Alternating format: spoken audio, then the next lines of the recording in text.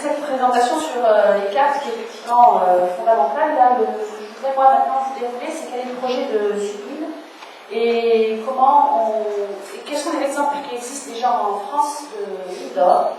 Alors pour faire cette présentation, comme Marie-Hélène l'a dit tout à l'heure, en fait, le projet nous est vraiment tombé dessus il y a quelques jours, 15 jours, 3 semaines maintenant. On a donc découvert ce projet, on a découvert donc la mine, donc on s'est beaucoup renseigné, donc on a eu l'appui de collectifs qui en France sont riverains de mines qui ont été exploités. Aujourd'hui, il n'y a pas une mine en cours d'exploitation de métaux en France, elles sont fermées. Mais il y a la pollution longtemps après, donc il y a des associations de riverains qui continuent à essayer d'obtenir des remises en état de sites. Donc ces gens-là, on les a eu pas mal de téléphones. Également l'appui d'Ingénieurs sans frontières, parce que le sujet de la mine est un sujet qui est très peu vulgarisé. Donc ce que je vais vous expliquer là, dans la salle, il y a certainement des agriculteurs qui ont certainement une expertise sur le domaine agricole que moi, là, je n'ai pas. Il y a des archéologues qui ont forcément une expertise sur l'archéologie et sur les mines que je n'ai pas. Et le but là, c'est de poser le débat et de vous ouvrir des questions, en fait. Et bien sûr, après, dans le débat, si les gens veulent réajuster ce qui a été dit maintenant, c'est volontiers. Hein, voilà, on ouvre le débat et on présente ce qu'on en sait. Celle-ci, c'est à 15 km au nord de Carcassonne. Alors, ça, c'est une mine d'or qui a été exploitée assez longtemps, parce que c'était un des paramètres de la mine que je pense qu'il faut intégrer. Une mine a une durée de vie. Et une fois qu'ils ont pris tout ce qu'il y avait à prendre, c'est fini. Mais ils laissent quelque chose. Et voilà. Et donc, c'est une durée des fois qui est très courte, mais qui pour très longtemps, a confisqué soit des terres naturelles, soit des zones agricoles, et puis a pollué le autour. C'est un paramètre qu'il faut avoir. On n'est pas dans la longueur, l'investissement vient sur la longueur. Sauf que celle-ci, ça dure quand même assez longtemps, parce qu'il y avait la carrière, mais il y avait également une mine souterraine. Donc ça, c'est la zone carrière, donc qui a été fermée en 2004, notamment suite à des gros problèmes de pollution à la fin. On va expliquer ailleurs pourquoi. Parce qu'au début, en fait, voilà, je vais recommencer dans quel contexte on est aujourd'hui par rapport au projet qui nous concerne. En 2012, il y a eu une volonté politique exprimée par Arnaud Montebourg, le ministre du redressement positif, le projet français, et donc de relancer la production minière en France. À côté de ça, on est dans un marché international sur les métaux où le prix des métaux est en train de monter. Notamment parce que la Chine, qui était un gros exportateur de métaux, exporte de moins en moins parce qu'elle garde aussi pour son marché intérieur. Donc ça fait monter le prix. Ce qui fait qu'il y a des endroits qui jusque-là n'étaient pas forcément très rentables pour les compagnies minières parce qu'il n'y a pas tant d'or que ça malgré tout et il faut casser beaucoup de roches pour récupérer de l'or, deviennent potentiellement de nouveau rentables. Sudmine d'ailleurs, il n'y a pas que Sudmine en France, dont s'appelle une entreprise, se nomme le même Junior, 2013, c'est très récent, un capital qui est tout petit, 227 000 € pour une compagnie minière, c'est vraiment rien. Mais il y en a d'autres comme ça en France qui se montrent dans ce mouvement en fait, de relance de la prospection minière, parce que les titres miniers, ça se revend. C'est-à-dire que s'ils trouvent quelque chose, ils peuvent, il y a un marché, voilà, il y a la finance derrière, et il y a la possibilité de faire monter des cours d'entreprise. Dans le contexte, et là je ne vais pas en parler plus que ça, et pourtant c'est un sujet qui mériterait aussi d'être longuement débattu. Mais ce soir, là, dans les choix, c'est pas celui qu'on a retenu. Enfin, il faut quand même savoir que. Alors, ça, c'est un rapport très officiel. Le Conseil économique et social et environnemental, fait référence. Et fois encore, c'est juste pour ouvrir une piste du débat. Voilà, une tonne de téléphone portable usagé contient autant d'or que 70 tonnes de minerais, donc 700 tonnes de roches sorties de terre. Et donc, bon, de l'or, en plus, on a tout stocké dans des coffres-forts, puisque c'est une valeur refuge. Et en fait, aujourd'hui, on se lancerait dans le recyclage de métaux qui sont déjà dispersés dans tous les objets que nous avons aujourd'hui. Il y aurait beaucoup plus d'activités économiques et d'emplois que toute la prospection minière que l'on peut imaginer. Les compagnies minières, le droit lié aux mines, c'est donc le code minier. Hein, c'est le recueil. On est, pour faire très court, on est dans un flou artistique qui est assez conséquent. Hein, les gens, voilà, notamment les juristes au téléphone, il y a des choses qui sont en ce moment très floues. Alors d'une part, il y avait un code minier ancestral. Le but du code minier, c'est de favoriser la prospection minière. Hein, c'est pas de protéger les minerais des mines, hein, c'est de réglementer l'ouverture de mines. Donc comme on l'a déjà dit, le sous-sol, en fait, c'est l'État qui décide qui va exploiter le sous-sol. Vous n'êtes qu'en fait propriétaire de votre terrain, vous n'êtes pas propriétaire de ce qu'il y a dans le sous-sol. Donc l'État attribue des titres miniers pour les entreprises, en l'occurrence, pour aller chercher le sous-sol. Donc, en 2011, par ordonnance, il y a eu une modification du code minier. Ça s'appelle le nouveau code minier. Et ce nouveau code minier est lui-même en train d'être refondu par des... Je vais les mettre, par Tour, enfin c'est le responsable de cette édition.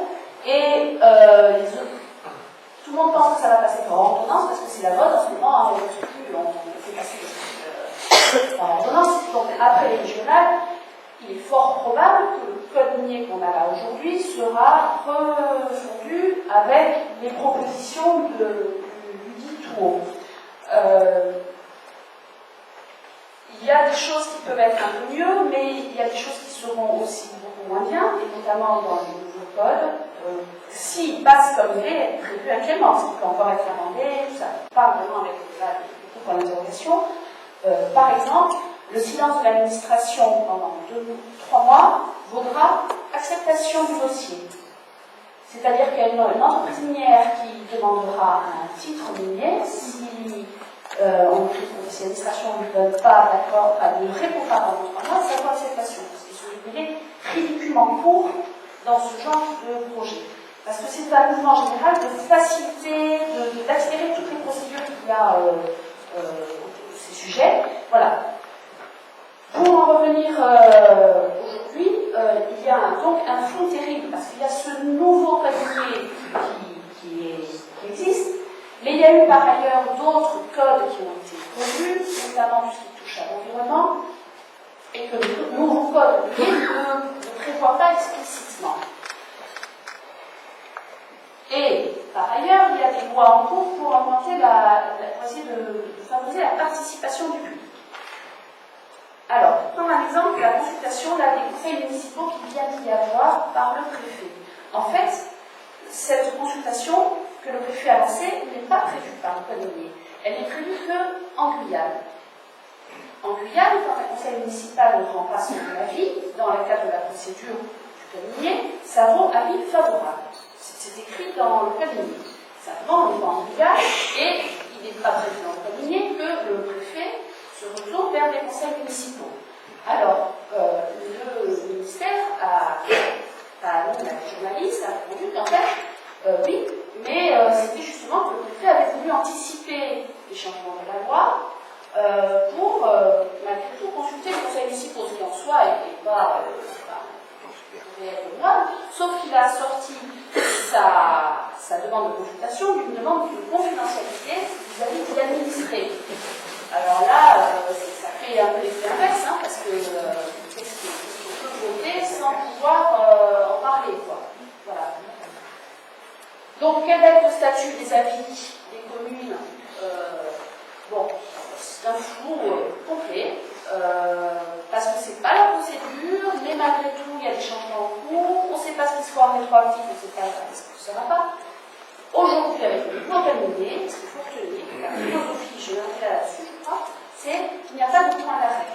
C'est-à-dire que quand on accorde aujourd'hui, avec le code minier actuel, qui s'appelle le nouveau code minier, un permis exclusif de recherche, c'est ce que Submin est en train de demander, il n'y a pas de point d'arrêt jusqu'à l'exploitation. De fait, de droit, ces entreprises-là ont un droit après à l'exploitation. C'est ce que prévoit le code minier. Et les ONG qui siègent dans les commissions qui essaient de faire la refonte du mot essayent d'obtenir ce point d'arrêt. C'est pas gagné. Et ce qui veut dire que l'enjeu aujourd'hui est quand même assez fort. Quoi, hein. Et quand, alors d'une part, les mairies, en fait, là on leur a demandé leur avis, mais finalement, c'est pas les mairies qui vont décider si le titre est accordé ou pas, hein, c'est l'État. La marge de manœuvre, elle est uniquement dans le fait d'affirmer une opposition et de montrer qu'on est là. Ce n'est pas un droit de la conseil municipal que de s'opposer à un tel projet. Non, on n'en est même pas là. Voilà. Et malgré tout, voilà. Revenons sur la question de l'accord des propriétaires pour la prospection. Parce que dans le code minier actuel, si vous êtes propriétaire d'un terrain et que Submin se pointe avec une machine pour aller sonder votre sol, certes, vous pouvez dire non. Alors à ce moment-là, Submin va voir le préfet, lui dit, il y a là-bas quelqu'un qui m'a dit non, et bien le préfet diligente une petite consultation au niveau de la mairie, et 15 jours après, il accorde en fait le passage de la machine de sondage sur le terrain. Ça, c'est le code minier actuel. Hein. Donc, certes, vous pouvez dire non, mais pas longtemps. Voilà. Sauf que Submin a dit, dans son dossier, il a écrit qu'il demanderait l'accord du propriétaire. Donc là, on est dans une brèche énorme juridique, parce qu'ils l'ont dit, ils l'ont écrit, donc on peut argumenter sur le fait que les accords qui leur seront donnés seront bien sur la base de ce qu'ils ont dit qu'ils feraient. Mais c'est d'un flou. Voilà. Donc, dans l'état actuel, c'est du code minier, le permis que l'on demande, que Submin demande là, est renouvelable de droit. C'est-à-dire que si, au bout des 3 ans, ils disent, moi, je veux continuer à chercher, ou à chercher autre chose, c'est le droit. On ne peut pas le leur refuser. Quelque part, il faut comprendre qu'ils vont investir un petit peu d'argent et qu'ils viennent nous trouver, et c'est pas au moment où ils sont sur le point de trouver ou sur le point d'exploiter qu'on peut leur dire, ah non, écoutez, finalement, vous ne pouvez pas. Donc, et c'est transformable de droit en concession. C'est-à-dire que le titulaire du permis de recherche a 2 droits. La concession. Alors, il y a une enquête publique qui est prévue au moment du démarrage des travaux, mais c'est pas pour discuter de la concession. C'est pour discuter de savoir si on va passer plutôt par la route qui arrive par le sud ou par le nord. C'est pas un moment de débat sur est-ce qu'on veut une mine au Pays Basque. C'est pas. Donc, pas de point d'arrêt, hein, c'est vraiment une revendication forte des ONG et qui nous intéresse. Alors, de l'intérêt donc de dire aujourd'hui que si on n'est pas d'accord, il faut le dire maintenant, alors c'est tout petit, mais dans son. Et là, on ne va pas faire tout à fait ce qui est là, c'est une copie du dossier déposé par Submin à la préfecture, donc on nous avait refusé. Vous n'avez pas le droit de nous refuser, donc on a quand même insisté en sortant les articles de loi, et donc on a fini par la voir, mais après que les mairies, et après le 12 septembre, qui était la date limite accordée aux mairies pour la consultation. Et alors, Submin explique que dans son projet de recherche, il y a 4 phases. D'abord, c'est des travaux d'ordre intellectuel, on va dire, et puis il commence en phase 2 à aller chercher un peu d'eau dans les rivières, en phase 3 à aller creuser un peu, etc. Et donc, ils disent qu'ils peuvent arrêter à chaque phase si la phase précédente, ils n'ont rien trouvé. Ça, on l'a maintenant, hein, on va scanner, donc on diffusera. Et donc, ils disent que l'abandon du projet est lié, et donc la non-réalisation des phases suivantes peut être donc motivée par l'obtention d'un résultat négatif, ou suite à l'identification d'un phénomène répétitoire, contre une interdiction, lever le bouclier incontournable. Livre, hein. D'où le titre de la diapo, de l'intérêt d'agir, parce qu'il prévoit, voilà, il prévoit la situation dans laquelle on est, et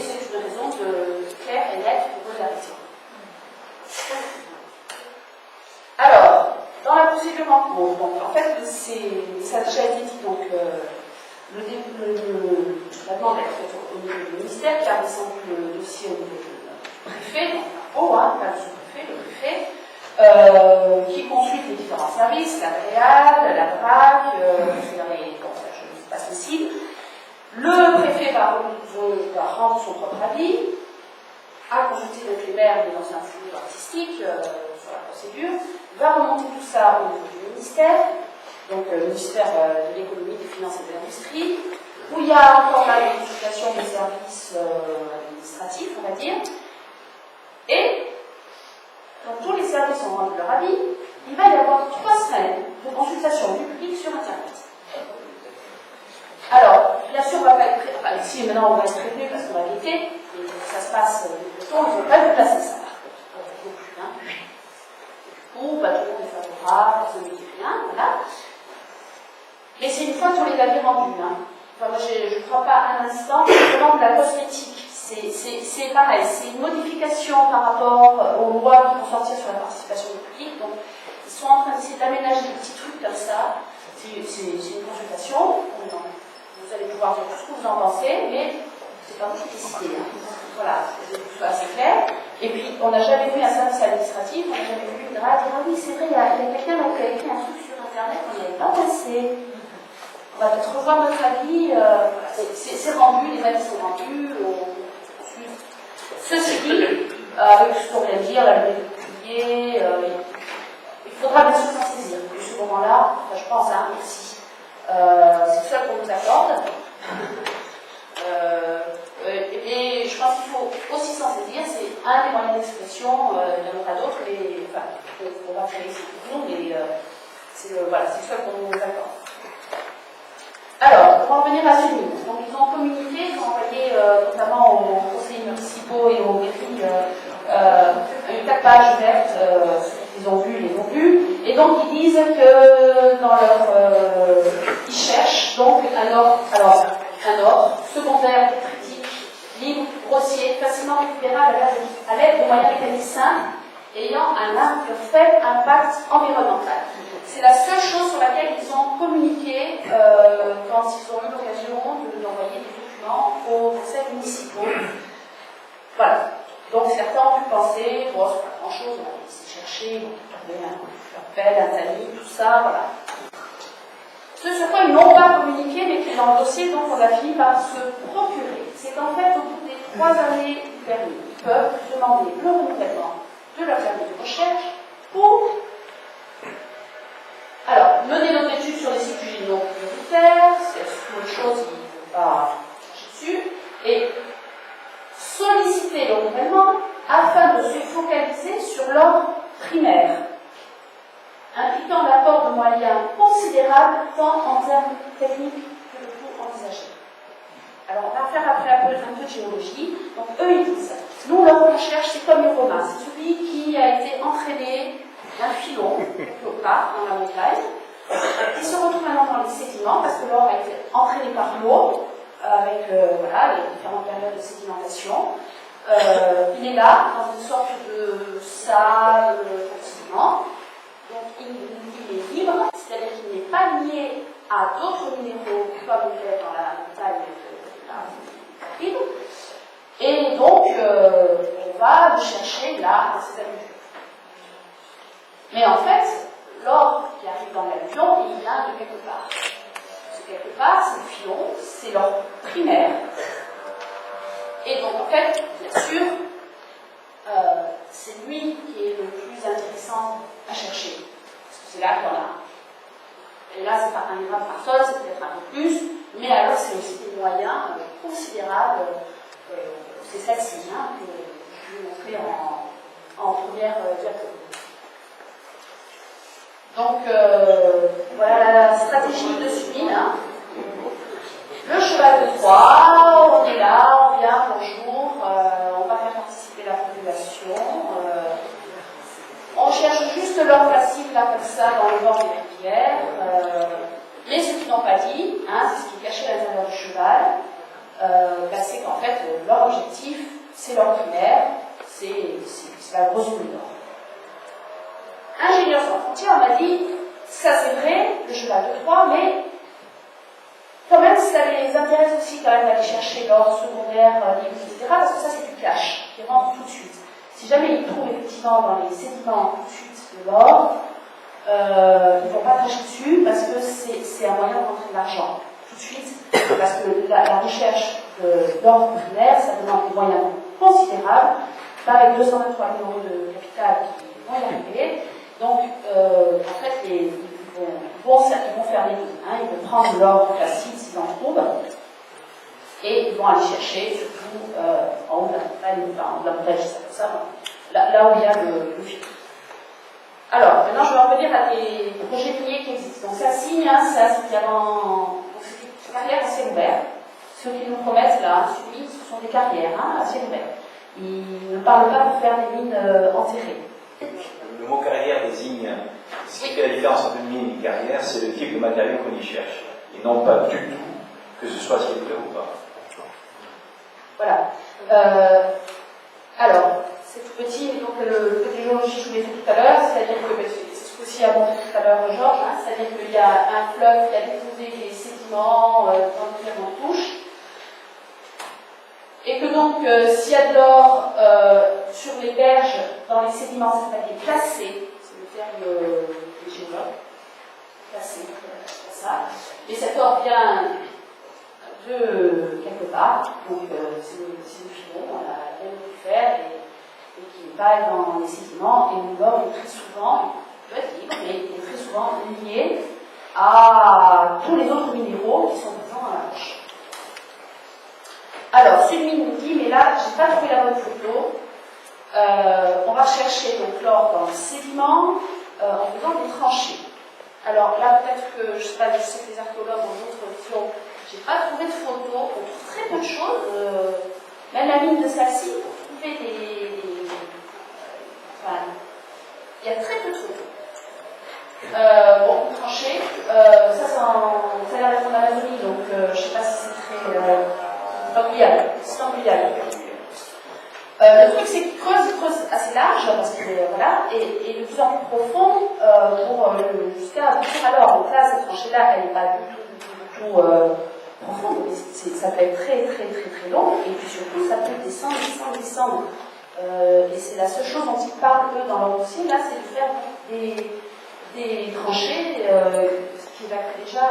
D'après Ingénieurs sans frontières, il parle donc ici de faire des petits gisements, de trouver plusieurs, si possible, petits gisements aurifères, d'or, livres, etc. Ingénieurs sans frontières ne voit pas très bien comment il pourrait faire autrement, en fait, que d'avoir comme ça des petits gisements satellites d'une usine. Où en fait, donc, et c'est un peu le schéma qui est repris sur le schéma de principe du BRGM pour expliquer ce que c'est une mine. C'est-à-dire que vous avez l'endroit, pour vous raisons pareil, vous avez l'endroit où il y a des mines, et en fait, tout est amené à un endroit qui est une usine de traitement et d'extraction. Si jamais effectivement c'est ça qu'ils font, il faut bien penser que quelque part, sans doute au bord de l'eau, il y aura aussi la grosse usine qui va récupérer tous ces cailloux. Ça, ça montagne. Hein,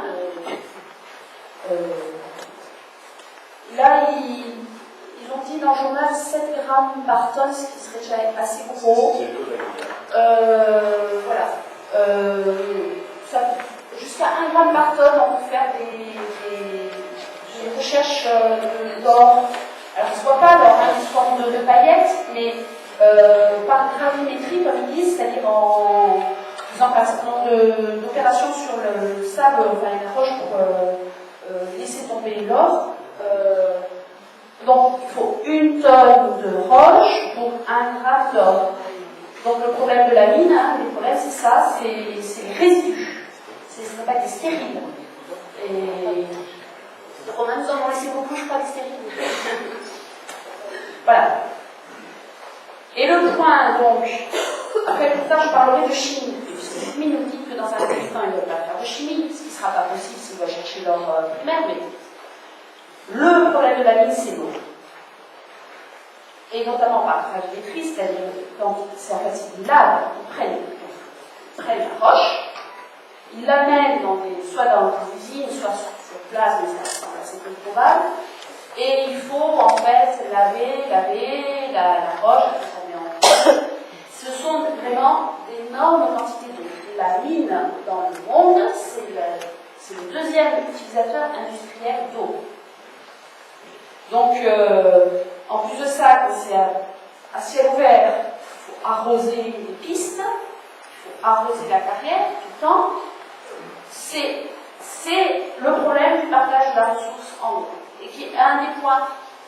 On ne peut pas encore savoir ce qui est trouvé, à quel minéral ce sera associé, donc quelle est la pollution possible qui viendra avec. Donc eux, pour l'instant, ils ont le jeu de dire on ne peut pas savoir ce qu'on a trouvé, donc on ne peut pas nous dire qu'on va polluer à l'arsenic, on ne sait pas encore s'il y a de l'arsenic avec l'or qu'on va récupérer. On dit qu'on ne fera pas de chimie. Je pense qu'ils vont en faire un jour, mais de toute façon, il y a le flavide. Sans eau, pas de mine, et d'après le BHG lui-même, hein, d'énormes quantités de résidus. Donc ça, c'est pas une montagne. Hein. Ça, c'est en Haute-Vienne. Alors là, il y a quelqu'un dedans. Voilà. Une ancienne mine d'or de cheville. Voilà. Ça laisse des montagnes de résidus.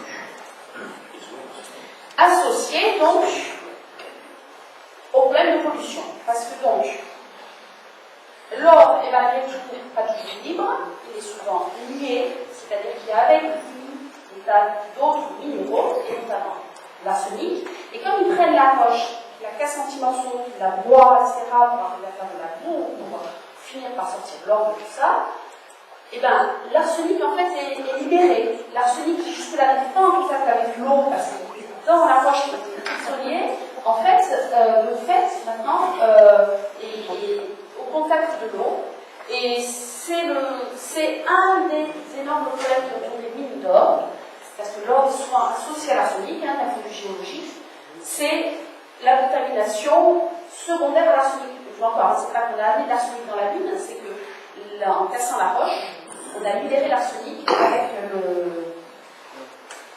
avec l'or. L'autre problème hyper fréquent, c'est ce qu'on appelle le drainage minier acide. Alors, parce que les minéraux donc sont, les minéraux sont souvent associés également sont sulfurés. Et quand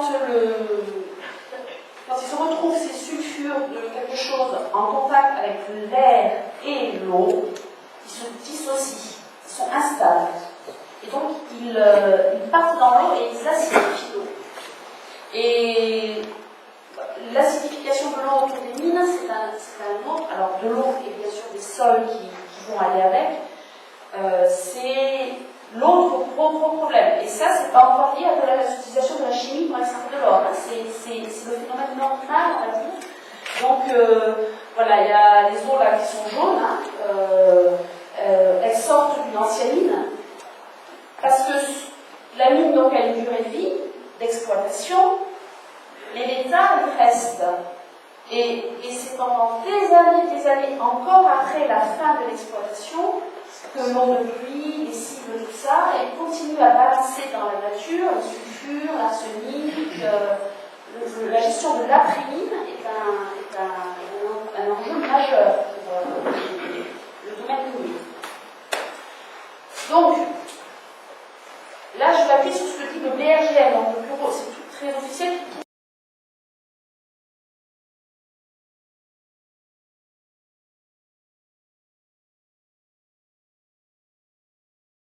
Les compagnies minières à aller chercher leur mine, hein, c'est le bureau de tout à l'heure, je te l'ai soufflé, mais non, c'est pas ça. Voilà. Recherche de géologie minière, c'est eux qui ont en fait sondé toute la France pour savoir où il y avait des métaux et où il fallait envoyer les compagnies minières. Donc, rapport extrait du rapport du BRGM sur les impacts des milieux aquatiques, dont le problème de la contamination des eaux chimiques, donc le DMA, c'est le drainage minier acide, hein, pendant plusieurs années après l'exploitation. Bien entendu, et notamment quand on cherche un investissement, il y a tout le problème des matières en suspension qui sont envoyées avec les eaux qui sortent de la mine, en fait. Donc, la turbidité des rivières, hein, on a un grave problème de faune et de flore dans la rivière d'hiver. Certes, ça va finir toujours par tomber le fond, en attendant, il y a quand même des dégâts. Donc tous les problèmes sur la pisciculture, la pêche, la baignade, et nous avons quand même Cambo, les bains, et Cambo, les bains, je pense qu'il n'y aimerait pas trop que la Nive devienne trop turbide. Et nous non plus d'ailleurs, puisqu'on la boit finalement, hein, c'est que la Nive, elle Paris, comme vous pouvez savoir. En plus de ça, donc, il y a les rejetées de matières solides ou contaminées, donc tous ces métaux qui sont dans les terrils et qui partent avec. Et s'il y a pompage, c'est-à-dire que si l'eau ne la prenne pas dans la rivière, si leur besoin en eau n'est pas capté dans la rivière mais dans la nappe phréatique, il y a une modification durable donc, de la perméabilité des nappes aquatiques et leurs caractéristiques hydrodynamiques. Donc l'eau. Et alors c'est là qu'il y a peut-être des expertises ici dans la salle, soit d'agriculteurs, soit de gens qui connaissent l'eau, qui ont fait des témoignages à amener là-dessus. Et c'est vraiment, dans le débat, c'est vraiment une question à poser. Pourquoi les pouvoirs trop, combien de besoin d'eau, et puis de toute façon, comment gérer tout ça, parce que c'est quasiment inéluctable. Et il y a ça, donc les risques sanitaires, alors ça signe, qui a été fait en 2004, c'est pas si vieux que ça. Donc très pollué à l'arsenic à cause de l'altération. Par ailleurs, à Sassine, ils ont utilisé du cyanure pour la chimie de la mine. Leur problème de pollution vient donc de cet arsenic qui était dans la roche et qui a été libéré. Nous sommes en 2015, et ça fait 2004 par arrêté préfectoral. Les gens, les légumes qui sont faits dans la vallée ne sont toujours pas consommables. Parce qu'ils continuent à recevoir ces eaux qui sortent de la mine et ça rend inconsommable. Et là, voilà, on est quand même dans une zone très agricole, comme l'a dit Georges tout à l'heure. En tout cas, c'est pigments vasculaires et les solides. Je vous montre une autre photo, c'est à Rouez. À Rouez, je crois que c'est là-bas. Je sais pas, mais c'est quoi? Ah, ça, c'est donc montagne. Alors, la photo, vous l'avez. C'est toujours ça, c'est des cratères, on a enlevé la montagne, donc là, c'est le pont. Là. Une mine d'Envoyé qui n'a pas été exploitée très longtemps, 89 à 97, c'est pas très hallucinante. C'est Total et F qui sont intervenus à Poisson. Donc, ils ont sorti 2 tonnes d'or, 8 tonnes d'argent. Ça a laissé 30 hectares de tout ça. Au plus fort de l'activité, il y avait 15 emplois dans la mine. C'est pas agriculteurs, la mine, c'est des emplois qui sont assez spécialisés en fait. Et c'est pas grand-chose. Ils ont laissé 250 000 millions de stériles et donc des déchets, et voilà, des montagnes de choses qu'ils ont cassées en fait. Et une pollution donc très importante au cyanure. Et alors là, le cyanure, pour le coup, c'est amené par la compagnie minière pour sortir l'or de la roche. Et c'est là comme ça que j'enchaîne sur la cyanurisation, parce que c'est difficile de vous faire un sur la mine. Même si c'est une mine, nous a dit qu'ils n'utiliseraient pas de chimie. Comme ils ont dit aussi qu'ils allaient chercher de l'or primaire, on ne peut pas occulter le problème de la chimie dans la mine. L'utilisation de chimie, il y a des techniques, il n'y a pas que la cyanurisation.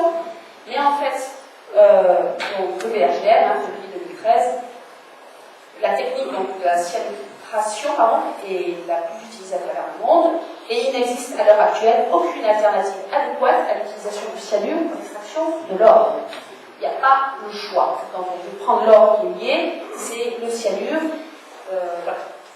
Lixiviation, tu as dit le mot tout à l'heure. Je vous explique quand même juste le cyanure parce que je ne peux pas y couper en fait, à un moment dans le truc. Alors il y a 2 techniques. Donc ils mettent tout ce qu'ils ont cassé, c'est mis en tas là. Et puis au-dessus, ils aspergent avec des solutions de cyanure qui a la propriété en fait de prendre l'or avec lui. Donc ça s'écoule, ça passe, ça draine l'or, ça le récupère. Voilà, ici. Bon là c'est un peu dans un circuit fermé. Le cyanure, je vais te dire, c'est voilà, et hop, et ça part. Et le gros problème de ça, c'est l'antibiotique. Parce qu'il faut assurer le système de dioxyde d'or, c'est pas enfermé. C'est la technique qu'ils avaient utilisée justement à Fouet, dont je vous ai montré, c'est la dessiliation en tas.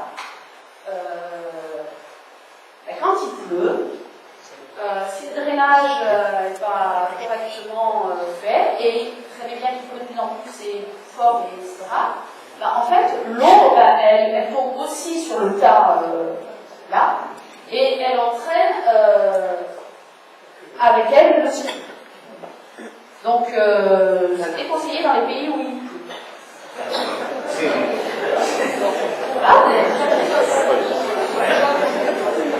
Mais donc, il y a la distillation en cube. Alors, la terre, on la prend, on la broie, on en fait la boue, beaucoup d'eau, donc on fait cette boue, on la met dans des cubes, on met le cyanure dans la cube, on attend un peu que ça agisse, et puis après, cette boue, alors on récupère l'or, c'est bien, et après elle est la boue. Et donc la boue, en fait, elle est mise dans des immenses réservoirs, des lagunes. Parce que le cyanure a cette propriété qu'au bout d'un certain temps, il va finir par au contact de l'air et des UV, il va finir par s'intégrer.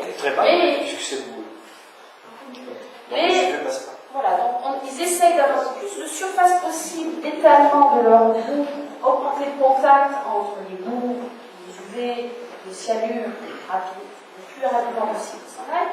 Et donc ça fait comme ça d'immenses réservoirs. Sauf que, voilà, c'est le BHLM qui dit tout ça.